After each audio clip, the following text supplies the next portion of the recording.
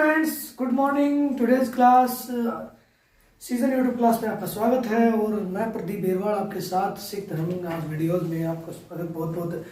और आज हम चर्चा करते हैं भाई सिखों के छठे गुरु गुरु हरगोविंद सिंह जी। 5 तक हमने पढ़ लिया था। आज हम छठी क्लास में सिखों के छठे गुरु और आपके बीच में किस तरह से मतलब हरगोविंद जी का जीवन और उनकी चर्चाएं पता। तो गुरु हरगोविंद जी 1606 में इन्होंने जो अपना जो राजगद्दी संभाली, 1644 तक इनका जो कार्यकाल रहा है। 1606 में इन्होंने अपनी जो राजगद्दी संभाली और 1644 तक इनका कार्यकाल रहा है, मतलब लास्ट तक। गुरु अर्जुन देव की जो शहादत के बाद इनके बेटे थे गुरु अर्जुन देव की। तो गुरु अर्जुन देव के बेटे छठे गुरु हरगोविंद सिंह जी एकलौते पुत्र थे जिन्होंने गद्दी संभाली थी। हरगोविंद जी 1609 में जहांगीर का जब आज जहांगीर को पता लगा कि भाई सिखों की जो गतिविधियां कम होने के कारण जो है स्थान बढ़ गया है ज़्यादा, मतलब 1609 में जब जहांगीर को पता लगा कि सिखों की गतिविधियां कम होने के कारण जो है स्थान पर और जो बढ़ गई है, यानी ऐसा लग रहा था भी औरंगजेब जहांगीर को कि अब तो सिख धर्म का जो है मामला खत्म हो गया। लेकिन जहाँ स्थितियाँ कम होनी चाहिए थी सिख धर्म की, वहाँ गतिविधियाँ और ज़्यादा बढ़ गई थी 1609 में। 1609 में तो सिखों पर जो लगाए गए जुर्माने को न भरने के कारण भी उन्होंने क्या करा, सिखों पर जुर्माना लगा दिया। सिखों पर जुर्माना लगा दिया और ग्वालियर की जो जेल थी, किले थे, उनमें कैद कर दिया सिखों को। ग्वालियर की जो जेल थी उनके अंदर जो है किस कारण, जुर्माना न भरने के कारण, मतलब अपराध के कारण, कई मतलब बेफिजूल अपराध यानी सिखों के ऊपर लगा दिए ताकि उनको मतलब जेल में डालने का बहाना मतलब चाहिए था उस समय मुगल शासकों को। तो भाई उनको जेल में डाल दिया और उन्हें लगभग 2 वर्ष तक बंदी बना के रखा गया। लगभग 2 वर्ष तक उनको बंदी बना के रखा जाने लगा और 1611 में जो है मुक्त कर दिया गया इनको। 1611 में इनको जो है मुक्त कर दिया गया इनको। और इसके बाद गुरुजी जब पंजाब लौटे तो उन्हें तुरंत ही सिख धर्म को संगठित करना आरंभ कर दिया। 1611 ईस्वी में जो जेल से छुट्टी, 1611 में जेल से बाहर आए जब, तब 1611 में जब जेल से बाहर आए तो गुरुजी ने पंजाब आते ही सिख धर्म को दोबारा से फिर संगठित करना शुरू कर दिया। दोबारा से फिर गतिविधियां आरंभ कर दी। तभी जो गुरुओं और शिष्यों की परंपरा की भांति मतलब वही ज्ञान, वो आध्यात्मिक ज्ञान वही दोबारा से फिर सारा प्रत्येक सिस्टम शुरू कर दिया। उनको ज़्यादा और बल दे दिया और ज़्यादा उनको शुरू कर दिया। तो इन्होंने कि उस समय अपने शिष्यों को आत्मविश्वास और निडरता उनके अंदर पैदा करी। सबसे ज़्यादा गुरु हरगोविंद जी ने सबसे ज़्यादा उनको समझाया, भाई निडरता के पाठ पढ़ाए, उनको बताया कि हमारा जो पतन होता जा रहा है इस टाइप की मतलब जो बातें निडरता की, तो उनको बताया, उनको समझाया और उनको तैयार किया इस लेवल तक। शिष्य को आत्मविश्वास के साथ तैयार किया और अकाल तख्त का निर्माण भी करके अपने शिष्यों को अंदर जो एक व्यवहारिक शिक्षा भी इन्होंने दी। अकाल तख्त का निर्माण करके जो है आध्यात्मिक शिक्षाएं, व्यवहारिक शिक्षाएं इन्होंने दी। और इन्होंने 2 तलवारें मेरी व पीरी धारण की। भाई इन्होंने 2 तलवारें मेरी व पीरी कौन सी थी? इन्होंने 2 तलवारें, कौन सी? 2 तलवारें भाई, मेरी और पीरी। इन्होंने जो है 2 तलवारें मेरी और पीरी धारण की, जो आध्यात्मिक और सांस्कृतिक इन दोनों पक्षों का प्रतीक थी। भाई सिखों को जो है शस्त्रधारी बनने का मुख्य उद्देश्य मुगलों से अपने धर्म की जो जीवन की रक्षा करना था। अब जो आप देखते हैं ना कि सिख धर्म के अंदर जो हथियार रखते हैं, तो ये परंपरा मतलब उसी टाइम से चलती आ रही है। भाई सिखों का जो धर्म मुगलों से बचाने के लिए उसी टाइम में जो है जनता की रक्षा करने के लिए, अपने धर्म की रक्षा करने के लिए ये वही प्रथा है जो आज मतलब चली आ रही है। ऐसा नहीं है कि उस टाइम भाई आज ही ये मतलब ऐसा रखने लगे हैं या आज कुछ अलग हो गया है, जी नहीं। मतलब ये उसी टाइम का सारा जो मामला है, ये उसी टाइम का है भाई। अपने धर्म को रक्षा करने के लिए तलवारें उठानी पड़ी ना, तो तलवारें उठानी पड़ी तो फिर गुरुजी को ये हथियार भी उठाने पड़े भाई इस मामले में भी। क्योंकि अब मुसलमानों से रक्षा ऐसे तो हो नहीं सकती कि भी आओ बैठो कोई नहीं है आप ऐसे हो गए, क्योंकि उस टाइम तो जो सीधा जेल में डाल दिया जाता, कटवा दिए जाते थे। तो रक्षा करने के लिए तो फिर हथियार उठाने पड़ेंगे ना, तो हथियार उठाने के लिए फिर उन्होंने जो तलवारें अपने ये रखनी शुरू कर दी। इन्होंने अपना जो ये एक जीवन सा बना लिया भाई, तलवार के दम पर, हथियारों के दम पर भी हम रक्षा करेंगे धर्म की। तो इन्होंने सिर पर जो है एक ये कलगी भी धारण की। इसी गुरु हरगोविंद जी ने मतलब ये जो सर पर जो कलगी है यहीं से स्टार्ट हुई थी, यहीं से तो डालना इन्होंने शुरू किया था। और अपने मनसदों को निर्देश दिए इन्होंने कि धन की अपेक्षा घोड़ों और शस्त्रों का दान एकत्रित करो भाई। इन्होंने कहा कि धन पैसे की जगह ज़्यादा से ज़्यादा जहाँ तक हो सके घोड़ों और शस्त्रों को इकट्ठा करो, क्योंकि अपने धर्म को बचाना है, रक्षा करनी है। तो वो तो इसी तरीके से हो गया, पैसे से थोड़े हो सके, क्योंकि उस टाइम तो पैसा तो आपके पास है या नहीं है, क्योंकि मुगल शासक थे, हैवी थे।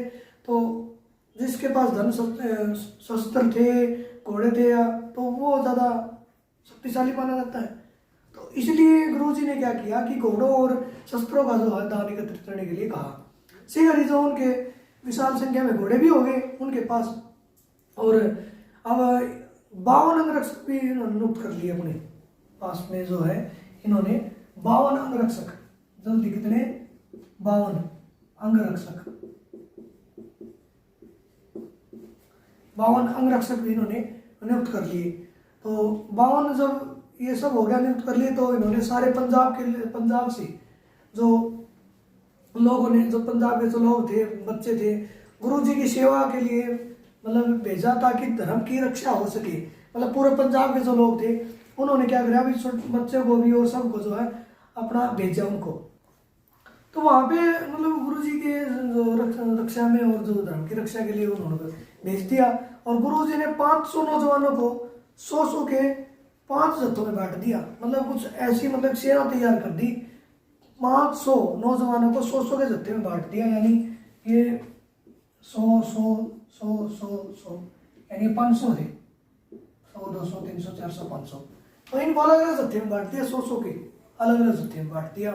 और इनमें जत्थेदार, इनके जत्थेदार भी थे अलग अलग, इनके जेठा पैरा इस टाइप के, मतलब इनके लंघा इस टाइप के भी जत्थेदार भी थे। और इन्होंने एक विशेष संगीत मंडली भी बनाई। यानी पूरी व्यवस्था सोच समझ के मतलब इन्होंने मतलब देखा कि भाई हर प्रकार की व्यवस्था चाहिए, क्योंकि मुगल शासकों से रक्षा करने के लिए इन्होंने इस तरीके के जो ये मामले अपनाने पड़े।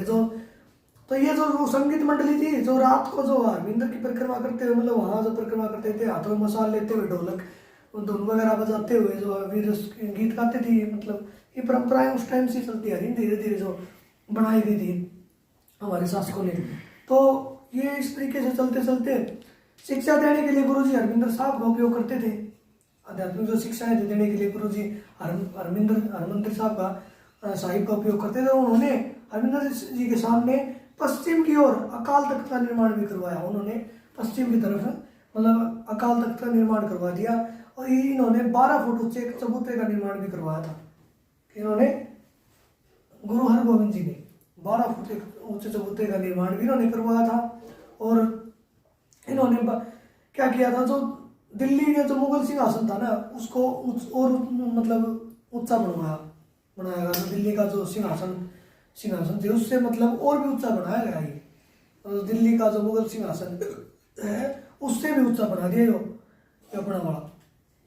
इस पर आसीन होकर वे अपने शिष्यों को राजनीतिक शिक्षाएं देते थे, सांस्कृतिक शिक्षाएं, जो शस्त्र की शिक्षा यहीं से देते थे, मतलब यहीं बैठ के, मतलब क्योंकि एक लेवल अचीव कर लिया उन्होंने, अपना लेवल बना लिया कि दिल्ली का जो तख्त इतना ऊंचा तो हमारा तख्त इतना ऊंचा, और हम यहाँ मतलब अपनी शिक्षाएं देंगे, अपना सांस्कृतिक शस्त्रिक शिक्षा शिष्यों को यहाँ देंगे। तो इस तख्त के जो क्या हुआ, निकट जो लोग थे ना, जो इस तख्त के मतलब जितने भी थे तख्त के निकट अखाड़ा, मतलब अखाड़ा भी यही था इसके निकट ही। व्यायाम करने के लिए जो यहाँ सारे मतलब इस टाइप की जो प्रेरित करने के लिए स्ट्रक्चर तैयार किया गया एक। तो मुगलों के लिए मानो एक ये चुनौती निर्मित तैयार हुई थी भाई, क्योंकि अब इतना कुछ तैयार हो रहा है, 100 के टुकड़े बन रहे हैं, घोड़े भी, और एक सेना तैयार हो रही है। तो ये चुनौती का ही मामला है कि मतलब भाई देखा जाए तो, क्योंकि हमें उनको हराना भी है मुगलों को, तो चुनौती तो है ही, सीधी बात है। तो इनके क्या थे, हरगोविंद जी के 5 पुत्र थे, इनके 5 पुत्र थे, इनके 5 पुत्र थे। तो उनके पुत्र में थे एक तो गुरदित्ता, एक अनिराय, गुरदित्ता, अनिराय, अटल राय। नंबर 1 गुरदित्ता,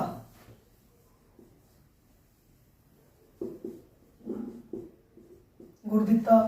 नंबर 2 अनिराय, क्या नाम है, अनिराय, अनिराय। नंबर 3, 2 हो गए ना, गुरदित्ता, अनिराय, और तीसरा था अटल राय, तीसरा था अटल राय। और चौथा था भाई सबसे इंपॉर्टेंट, गुरु तेग बहादुर, गुरु तेग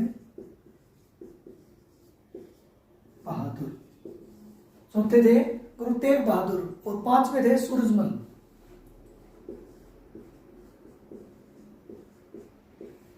सूरजमल। तो ये इनके जो है 5 पुत्र थे भाई। और सिखों में जो है उत्साह का और भी ज्यादा थोड़ा सा प्रसार हो गया कि भाई कुछ घटनाएं जो बढ़ती जा रही थी, तो एक उत्साह तो था ही ना। तो धर्म के प्रचार के लिए उन्होंने कश्मीर, उत्तर प्रदेश, पंजाब के विभिन्न क्षेत्रों में जो यात्राएं करी, इन्होंने हर घूमे और यात्राएं करी। इतिहासकार मानते हैं कि जहांगीर ने गुरु जी की ग्वालियर के कारागार से मुक्ति के पश्चात पंजाब की ओर अधिक ध्यान नहीं दिया।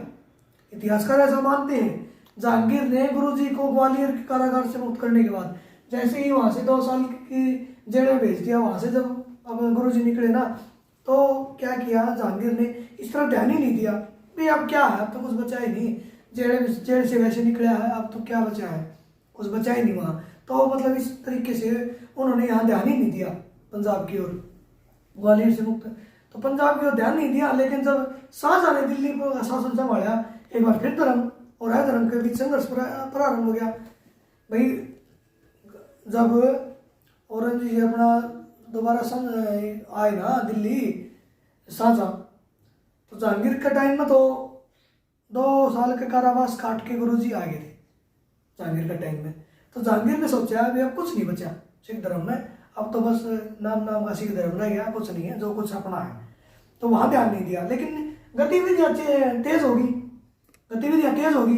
तेज होने के बाद जब टाइम निकला, थोड़ा सा टाइम गया, तो शाहजहां आए दिल्ली और शासन संभाला दिल्ली। शाहजहां ने जब दिल्ली आए, शासन संभाला, तो देखा कि यहाँ तो फिर दोबारा से मतलब धर्म और अधर्म के बीच संकट पैदा हो गया, यहाँ तो वही फिर मामला हो गया। जब गुरुजी को लगा कि अब उनका अंतिम समय आ गया, तो इन्होंने अपने पुत्र हर राय को अपना उत्तराधिकारी, पीछे पुत्र थे हर राय, कौन, हर राय, गुरुजी के पुत्र थे हर राय। जब उनको लगा कि अब तो मतलब टाइम मेरा नजदीक आ गया है, तो इनके जो पुत्र थे, इनके ये पुत्र थे भाई, मतलब पोते थे इनके, और उनको जो है इन्होंने अपना उत्तराधिकारी नियुक्त कर दिया, वो थे हर राय।